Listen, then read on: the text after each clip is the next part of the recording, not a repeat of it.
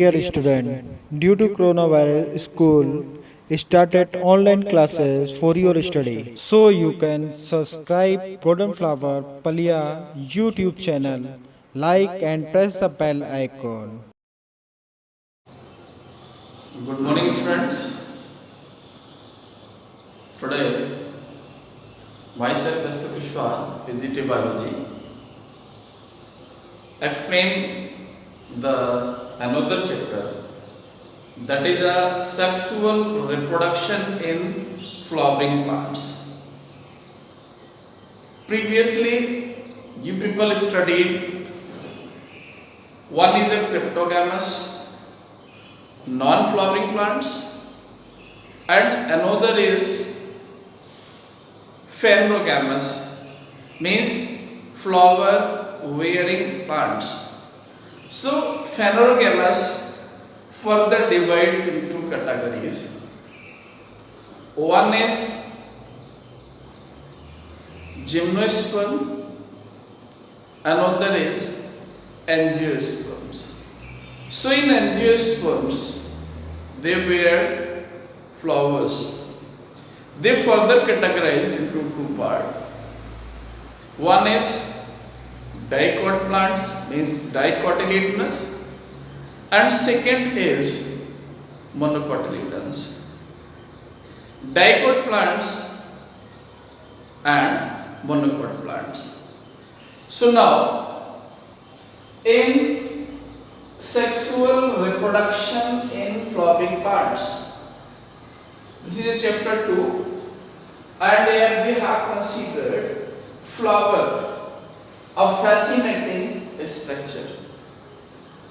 So whenever assume about flower, why it is a fascinating structure? Because it is a colored and attract the insect or animals for pollination. Different kinds of flower we have seen in nature, and they attract to each other, means to say animals, insect, birds and all. So about flower, the structure given here.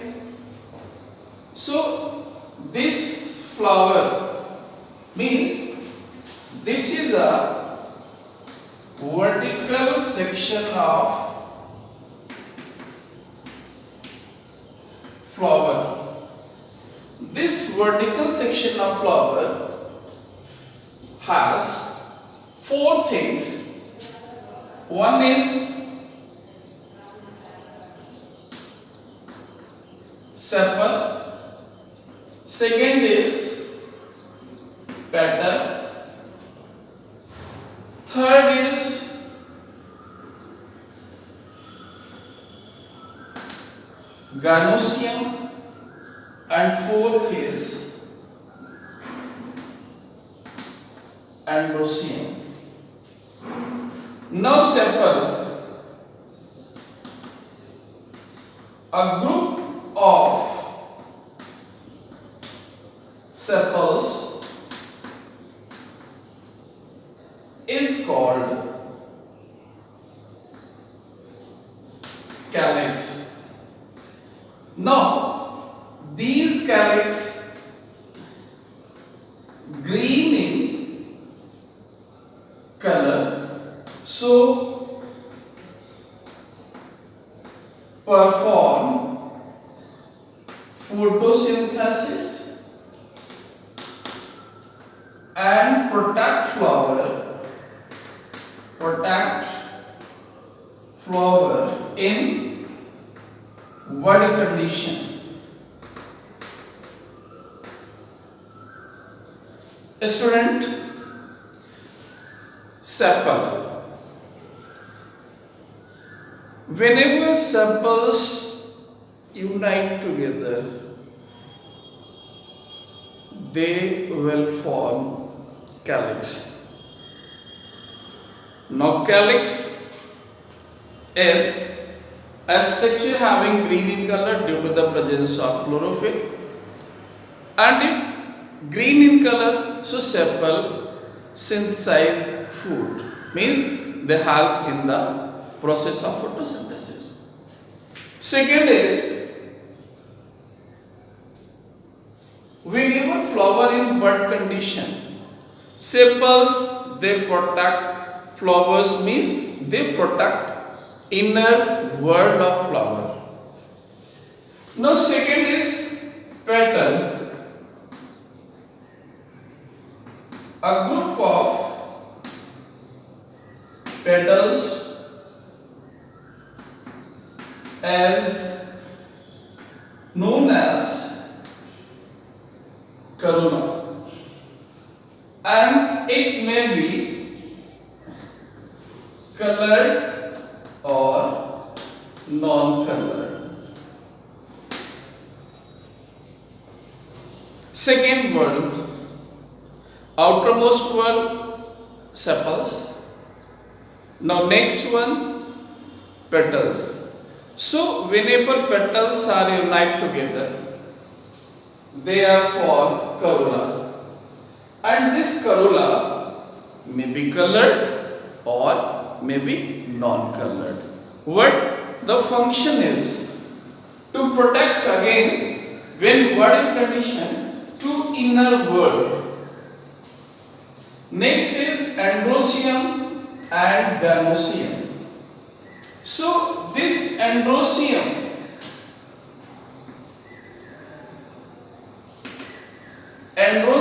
also known as microsporophyll, and next word ganoecium. This is a mega sporophyll. So later this ganoecium having stigma, then style, and then ovary. Now this androecium have is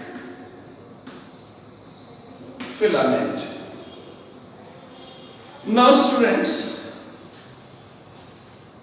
androecium and ganoecium. In simple word, ganoecium is pistil or carpel, and androecium simply we can say stamen. So student,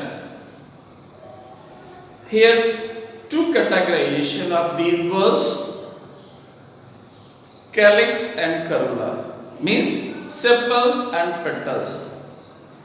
These are two non-essential words, and ganoecium and androecium, these are two essential words because they help in sexual reproduction in flowering plants. For the preceding, the role of flower means what kind of role performed by a flower. So as you know very well, this flower having one is androecium and another is ganoecium. So these two words represented ganoecium, female reproductive part, and androecium, male reproductive part. So flowers help in reproduction in plants. Second, if flower have color, they attract various kind of pollinating agents like insect, like birds, and so many. So they help in pollination. Next is whenever pollination carried out, fertilization occurs. So inside the flower, ovary converted into fruits and ovule converted into seeds. So it is also help in formation of seeds.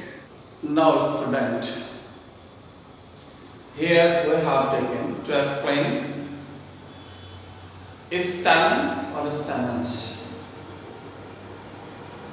male reproductive part. So it is also known as androecium, or one more name I am giving to you, microsporophyll.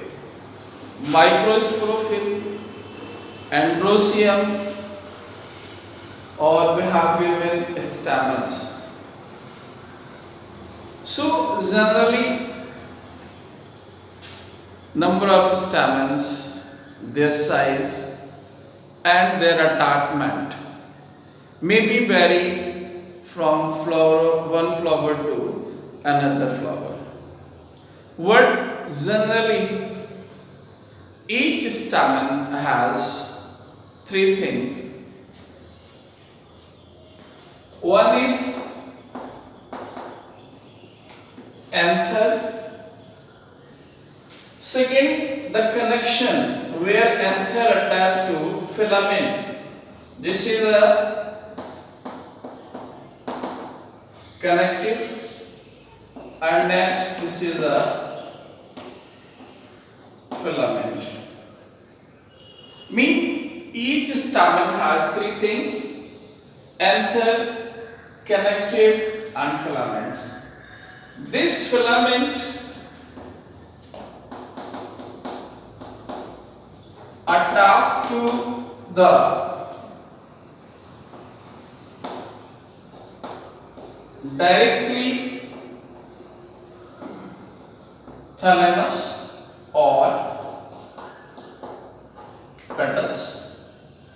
Now whenever filament attached to the petal, so such condition is known as epipetalous. In previous class in 11th you have studied about epipetalous condition. Now connective. This is a connection between this anther and this filament. So this connection may be, one is basifix, or sometimes this connection may be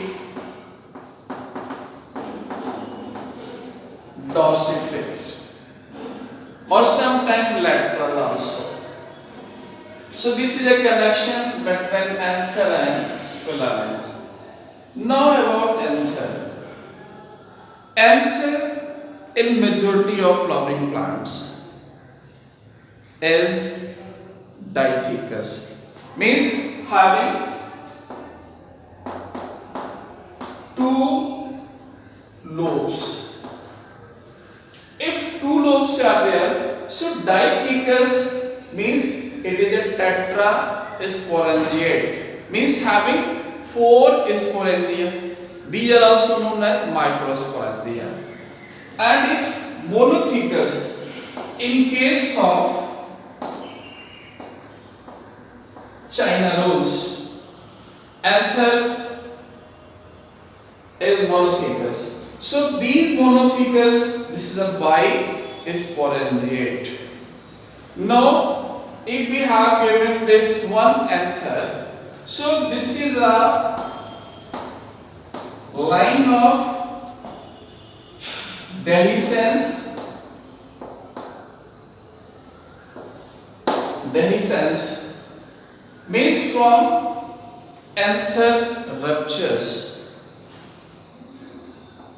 These are microsporangia,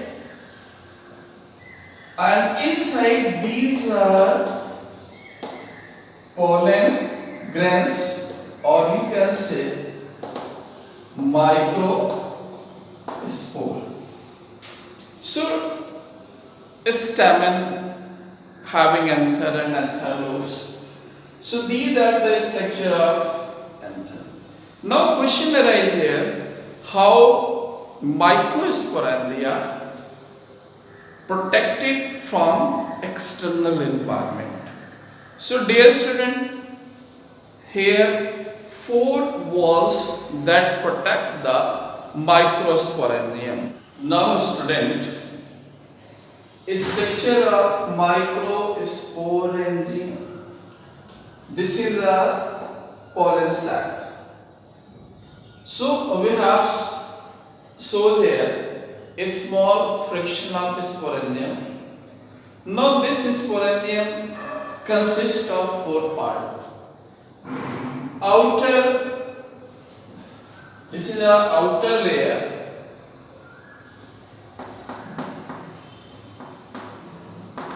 Epidermis. This is the outer layer of this sporangium. And the main function of this epidermis to protect the sporangium. Second is the radially cells, they form a layer, and this is known as endothecium. Radially arranged cells, and these cells are known as endothecium.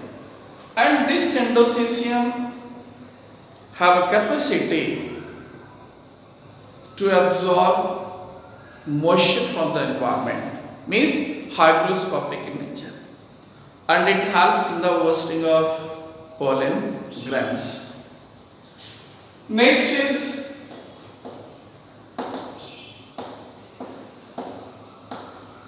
middle layers. These are the thin walled cells. They make in a radially symmetrical. So the main function of this middle layer to protect the microsporangium.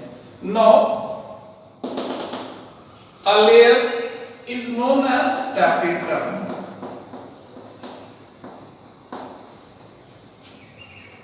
Prominent nucleus and cytoplasm more and more dense, having different kind of macromolecules and micromolecules. This tapetum mainly nourish the developing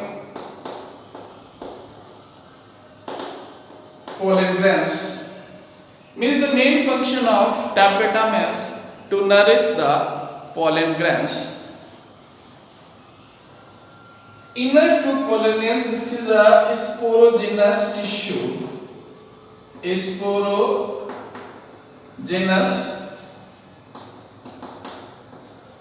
tissue. And from this sporogenous tissue, the cells are known as PMC, pollen mother cell, or MMC, microspore mother cell. So this PMC, after reduction division,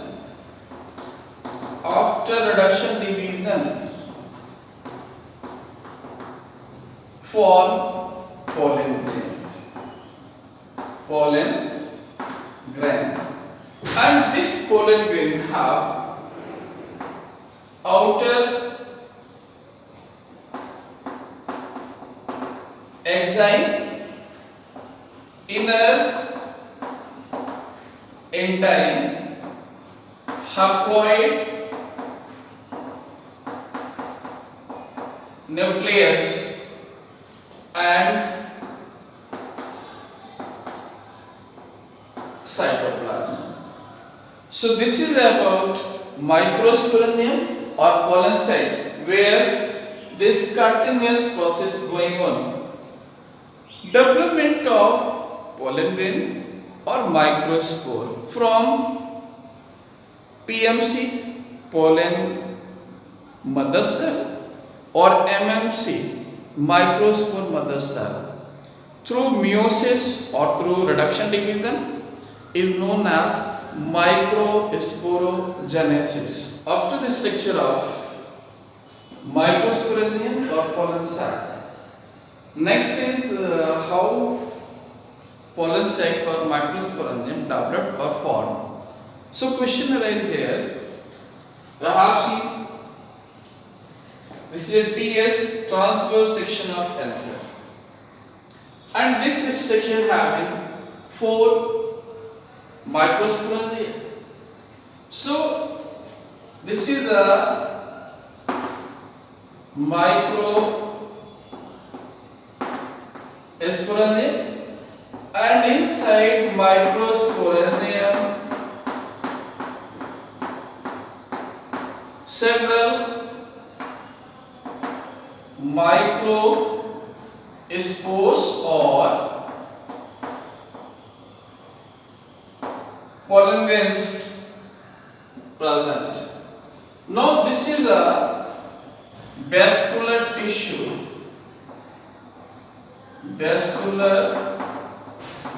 tissue, and help in conduction of minerals and food. So in transverse section of anther, similarly outer membrane is epidermis, then endothecium, then medullus, then tapetum, and then sporogenous cell. So whenever anther is in, the corners have actively dividing cells, and these cells are known as parenchymatous cell. So this parenchymatous cell divides to form archisporial cell.